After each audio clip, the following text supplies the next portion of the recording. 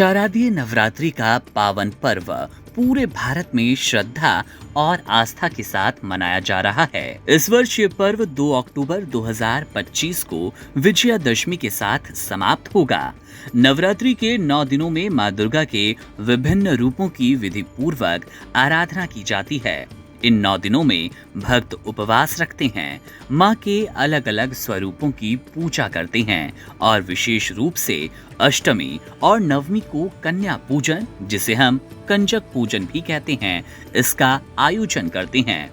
इस वर्ष दुर्गा अष्टमी 30 सितंबर 2025 को और नवमी 1 अक्टूबर 2025 को मनाई जाएगी। दुर्गा अष्टमी तिथि 29 सितंबर को शाम 4:31 से शुरू होकर 30 सितंबर को शाम 6:06 तक रहेगी। लेकिन उदय तिथि की मान्यता के अनुसार दुर्गा अष्टमी 30 सितंबर को मनाई जाएगी। अष्टमी पर कन्या पूजन और व्रत का पारण करने की परंपरा है और इस दिन मां महागौरी की पूजा की जाती है, जिन्हें शांति, तपस्या और करुणा का प्रतीक माना गया।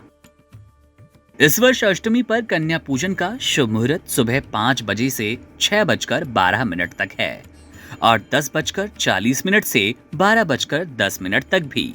इसी दौरान पूजा और कन्या भोज करना सर्वश्रेष्ठ माना जाएगा। पूजा में 2 से 9 वर्ष की कन्याओं को आमंत्रित किया जाता है, जिन्हें देवी के रूप में मान दिया जाता है। उनके चरण धोकर, तिलक लगाकर उन्हें हलवा, पूड़ी, चना, फल और खीर आदि का भोजन कराया जाता है।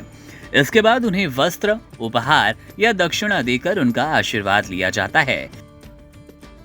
ये परंपरा न केवल धार्मिक दृष्टि से महत्वपूर्ण मानी जाती है, बल्कि ये कन्याओं के प्रति सम्मान और श्रद्धा की भावना दर्शाती है।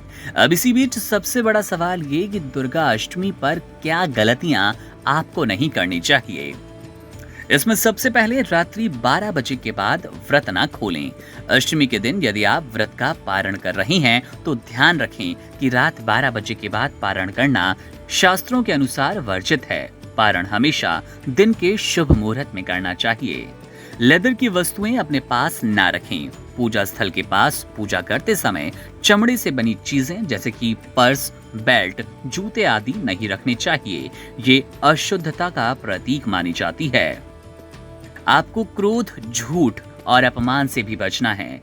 अष्टमी और नवमी जैसे शुभ दिनों पर मन को शांत और पवित्र बनाए रखें। झूठ बोलना, किसी को अपमानित करना या गलत शब्दों का प्रयोग करना पुण्य की हानि करता है। नकारात्मकता से दूर रहें। दुर्गा पूजा के दौरान मन, वचन और कर्म से शुद्ध रहने का प्रयास करें। बुरी संगत, व्यसनों और आलस्य से दूर रहें। कन्या पूजन को हल्के में ना लें। ये केवल एक रिवाज नहीं, बल्कि आध्यात्मिक और सांस्कृतिक परंपरा का अहम हिस्सा है। कन्याओं को उचित सम्मान देना, भोजन कराने से पहले उनके पैर धोना और उन्हें प्रेम पूर्वक उपहार देना आवश्यक है। व्रत खोलने के बाद भारी भोजन ना करें। व्रत का पारण करते समय हल्का और सात्विक भोजन करें।